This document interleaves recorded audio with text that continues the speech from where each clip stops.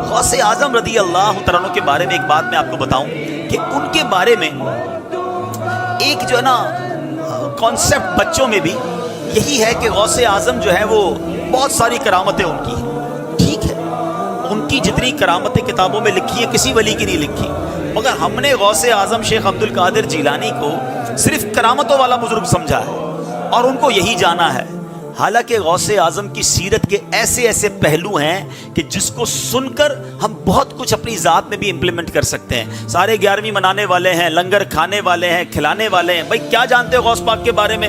غوث پاک نے فلاں بیمار کو ٹھیک کر دیا تھا، دعا کی تھی تو کشتی ترا دی تھی، یہ سارے واقعات، اور کیا جانتے ہو غوث پاک کے بارے میں؟ ہم نے تو بچپن سے غوث پاک کی کرامت ہی سنی ہے۔ آج میں کرامت پر، حالانکہ میں نے سٹارٹ میں آپ کو قرآن و حدیث سے ثابت کر دیا کہ کرامت کا ثبوت ہے، مگر آج میں آپ کو کرامتیں سنانے نہیں آیا، میں غوث اعظم کی سیرت، آپ کی لائف کیسی تھی، اس سے میں اور آپ کیا سیکھ سکتے ہیں وہ میں چند باتیں کر دیتا ہوں۔ غوث اعظم رضی اللہ تعالیٰ اپنے زمانے کے سب سے بڑے عالم تھے، اپنے زمانے کے سب سے بڑے مفتی تھے، شاید ہم میں سے بہت سو کو نہیں پتا۔ آپ مدرسے میں جاتے بھی تھے اور بعد میں مدرسہ پڑھاتے بھی تھے، آپ کی لائف تدریس میں گزری، 40 سال تک آپ نے بیانات کیے۔ آپ نے جب بیان نہیں کرتے تھے نا تو نبی پاک علیہ الصلوۃ والسلام کا بیداری میں دیدار کیا۔ آقا نے فرمایا میرے بیٹے بیان کیوں نہیں کرتے؟ کہ حضور میں عجمی ہوں، بغداد میں سارے عربی ہیں، میں ان کے سامنے کیسے بیان کروں؟ اللہ کے حبیب نے فرمایا اپنا منہ کھولو۔ کہتے میں نے منہ کھولا، میرے آقا نے اپنا لعاب دہن میرے منہ میں ڈال دیا۔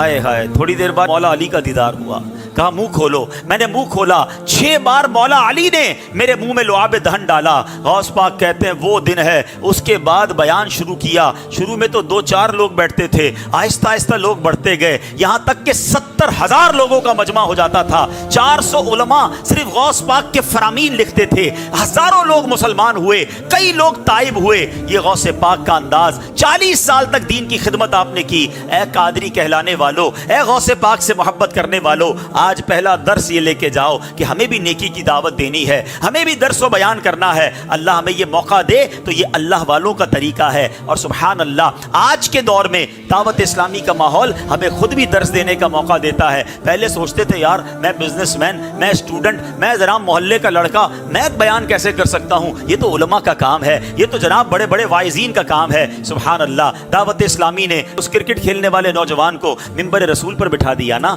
تو ایسی بہت ساری مثالیں موجود ہیں کہ جن کو دعوت اسلامی نے بدل دیا۔ آج آپ بھی اگر چاہتے ہیں کہ غوث پاک کے اس طریقے پر عمل کریں کہ درس دینا شروع کریں، کوئی مشکل نہیں ہے، مدنی قافلوں میں سفر کریں، ہر اسلامی بھائی کو تھوڑا تھوڑا درس دینے کا موقع ملتا ہے۔ اسی نیت سے درس دو کہ میرے آقا نے بیانات فرمائے، صحابہ نے بیان فرمائے، جس پیر کا مرید ہوں غوث اعظم، وہ 40خود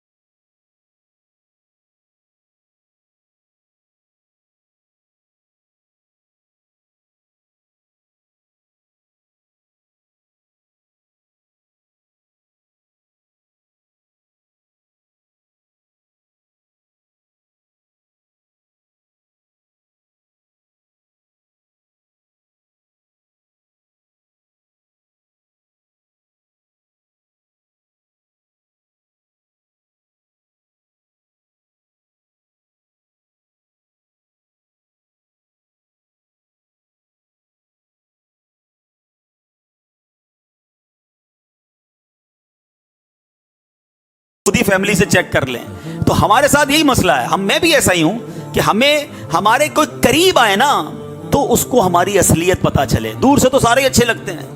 ایک شخصیت کہہ رہی ہے کہ میں نے غوث پاک کے ساتھ کچھ راتیں بتائیں، کچھ وقت گزارا، اب وہ اپنے مشاہدات بتا رہے ہیں۔ اصل کمال یہ ہے کہ قریب رہنے والا کیا بتا رہا ہے۔ اللہ کرے کہ ہم بھی ایسے بنے کہ جو ہمارے قریب آئے وہ بھی اللہ والا بن جائے ہیں ہمارے۔ اس کا آسان جواب ہے، ہم سے بعض اوقات باہر محلے والے نمازی وغیرہ دعا کرواتے ہیں، کبھی گھر والوں نے دعا کروائی کہ ماں کہے بیٹا بیٹا دعا کر دینا، بھائی کہے اب بھائی جان ذرا بیمار ہوں دعا کر دے، یا جس طرح کسی کچھ ہمارے سے ایسے لوگ ہوں گے جن سے باہر والے دم کرواتے ہیں پانی پر، کبھی گھر والوں نے کہا کہ بھائی جان ذرا دم کر دو، ابا جان ذرا دم کر دو، ان کو پتا ہے اس کے دم میں ہی دم نہیں ہے، گھر میں کیا برا حال ہے ان کو پتا ہے نا۔ تو مزہ یہ ہے کہ ہماری خلوتیں بھی پاک ہوں، ہیں ہمارے قریب رہنے والوں کو بھی لگے کہ واقعی یہ اللہ والا ہے، باہر والے کہیں اور اندر برا حال ہے، پھر تو یہ بیکار منافقت ہو گئی نا کہ ظاہر میں کچھ ہے باطن میں کچھ ہے۔ دیکھو غوث پاک کے ساتھ جس نے چند راتیں گزاری وہ کیا کہتے ہیں؟ کہتے ہیں میں کئی دن آپ کی خدمت میں رہا، راتوں میں میں نے آپ کا معمول یہ دیکھا کہ تہائی رات تک 1/3 غوث پاک نفل پڑھتے تھے، پھر ذکر و اذکار میں مشغول ہو جاتے تھے، پھر کچھ عرائض و وظائف پڑھتے تھے۔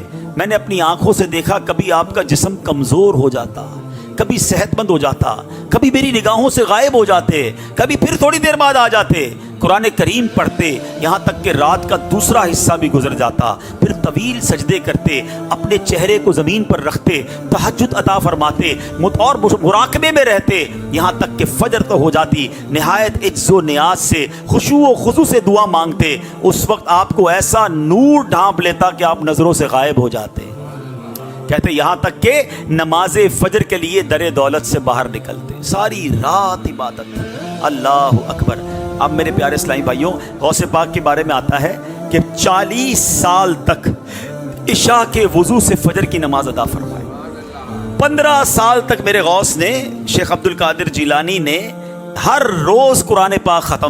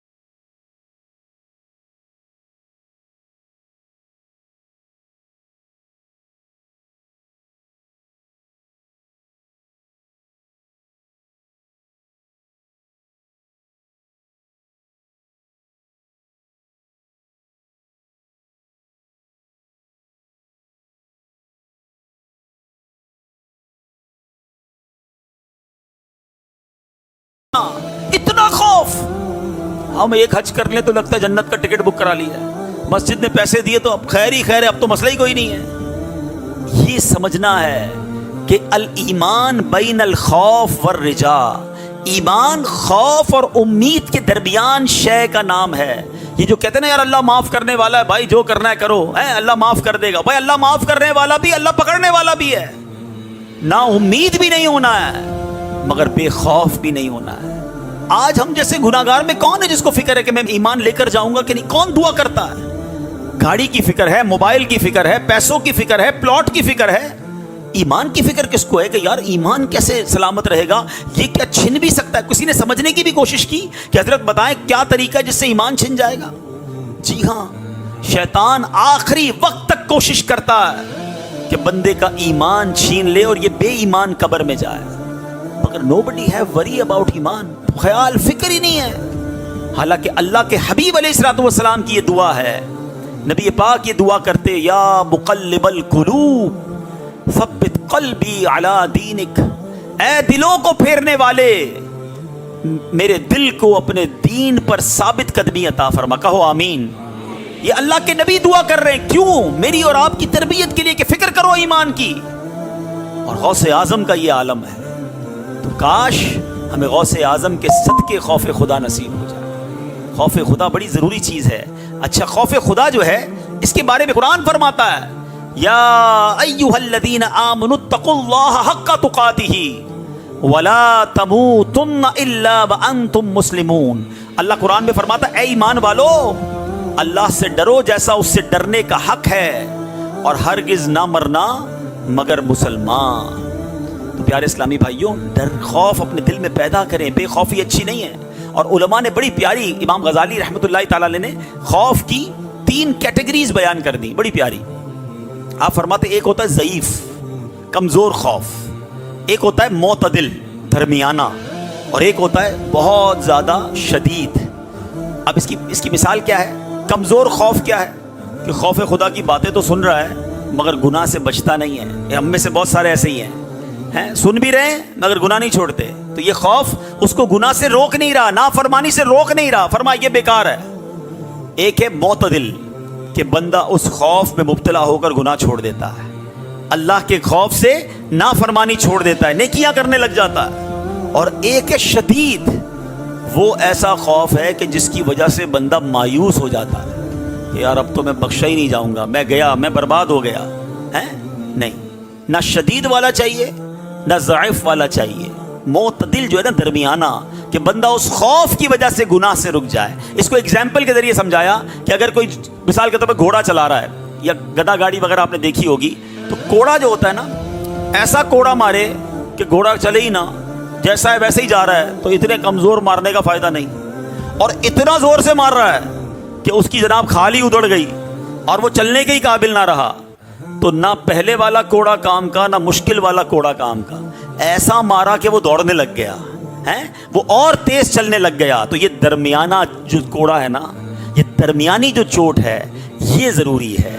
اللہ اور مجھے اور آپ کو حقیقی خوف خدا نصیب فرمائے, ہمیں اکیلے میں بھی اللہ کا خوف نصیب فرمائے. اب آخر میں چونکہ اولیاء کرام کا ذکر ہوا ہے تو مزارات اولیاء پر جانے کے حوالے سے بعض اوقات کنفیوژن رہتی ہے. تو چلیں احادیث کی روشنی میں یہ بھی سن لیں کہ اولیاء کرام کے مزارات پر جانا, قبرستان پر جانا یہ سنت ہے, اور یہ صحابہ اور پیارے آقا علیہ الصلوۃ والسلام کا طریقہ بھی ہے. حضرت سعد بن نبی پاک علیہ الصلوۃ والسلام کے بارے میں امام بہقی کی روایت ہے کہ پیارے آقا ہر سال شہدائے احد کی مزارات پر تشریف لے جاتے تھے. حضرت ابوبکر صدیق, حضرت عمر, حضرت عثمان کا بھی یہ معمول تھا. اور حضرت سعد بن ابی وقاص تو ایک اور بات فرماتے کہ ان حضرات کو سلام کرو جو تمہارے سلام کا جواب دیتے ہیں. نبی پاک بھی ایک جگہ فرماتے ہیں کہ پیارے آقا علیہ الصلوۃ والسلام فرماتے جو ان کے مزارات پر آئے, شہداء احد کے بارے میں آقا نے فرمایا جو ان کے مزارات پر آئے اور سلام بھیجے یہ لوگ قیامت تک اس پر سلام بھیجتے رہیں گے. 2 باتیں سیکھنے کو ملی کہ مزارات پر جانا یہ بھی جائز سنت کا طریقہ, اور اللہ کے ولی صحابہ قبر میں سنتے ہیں, جواب بھی دیتے ہیں. خود نبی پاک فرما رہے کہ یہ تمہیں قیامت تک جواب دیتے رہیں گے, سلام بھیجتے رہیں گے. اور اسی طرح ایک روایت میں ہے کہ نبی مسلم شریف کی روایت, ریفرنس بھی لے لیا کرو کام آئے گا, مسلم شریف کی روایت میں ہے کہ میرے آقا علیہ الصلوۃ والسلام بکی مبارک میں جب قبروں کے پاس تشریف لے گئے تو ہاتھ مبارک اٹھا کر 3 بار دعا فرمائی. تو پتہ چلا کہ مزارات پر یا قبرستان میں جا کے ہاتھ اٹھا کر دعا مانگنے میں بھی کوئی حرج نہیں ہے. اچھا ایک دعا تو ویسے ہی سب کو یاد ہے, قبرستان کی تقریباً سب کو یاد ہوتی ہے, اور وہ دعا کیا ہے؟ السلام علیکم یا اہل القبور. ٹھیک ہے, آگے پڑھ دوں, السلام علیکم یا اہل القبور یغفر اللہ لنا ولکم وانتم سلفنا ونحن بالاثر. اس دعا میں عبرت بھی بڑی ہے, میسج بھی بڑا دردناک ہے. میسج لیں تو میسج کیا ہے؟ اے قبر والوں تم پر سلامتی ہو, سلام ہو, تم پہلے چلے گئے, ہمیں پیچھے آنا ہے. اللہ تمہاری اور ہماری مغفرت فرمائے. وانتم سلفنا, تم پہلے چلے گئے, ونحن بالاثر, ہمیں پیچھے آ رہے ہیں, ہم بھی آ رہے ہیں. اگر یہ دعا پڑھ کے بندہ ڈر جائے گا یار اب میری باری ہے. اچھا اس میں ایک اور مسئلہ بھی حل ہو گیا, قبرستان میں نیک بھی ہوتا ہے گناہ گار بھی ہوتا ہے, ایسا ہی ہے نا, سارے لوگ ہوتے ہیں. اور ہم کیا کہہ رہے ہیں؟ یا اہل القبور, اے قبر والوں، یا کے ساتھ بول رہے ہو نا بھائی، اور یہ کیا ہے؟ سنت ہے، نبی یہ پاک قبرستان میں یہ دعا پڑھتے تھے اور ہمیں تعلیم دی ہے۔ مجھے بتاؤ عام مسلمانوں کی قبرستان میں جا کر، جہاں نیک بھی ہیں، گناہگار بھی ہیں، شرابی بھی ہے، نمازی بھی ہے، سب کو یا اہل القبور کہہ رہے ہو اور یہ سنت سے ثابت ہے، تو اگر کوئی یا غوث اعظم کہے تو پھر پرابلم کیا ہونی چاہیے ہے؟ یا غریب نواز کہے تو پرابلم کیوں ہونی چاہیے؟ یا رسول اللہ کہے تو بالکل بھی پرابلم نہیں ہونی چاہیے۔ تو شاید علم کی کمی کی وجہ سے کنفیوژن آ جاتی ہے۔ تو آج میں نے قرآن و حدیث کی روشنی میں اولیاء کرام کا مقام، روحانی اسٹرکچر، پھر غوث اعظم کی سیرت کے بارے میں ہم نے سنا کہ کیا شاندار عبادت والی سیرت، اتنی عبادتوں کے بعد بھی خوف خدا ہے، اللہ کی رضا والے کام ہیں، یہ سب غوث پاک کی سیرت مجھے اور آپ کو سکھاتی ہے۔ تو آج آئیے میں بھی نیت کروں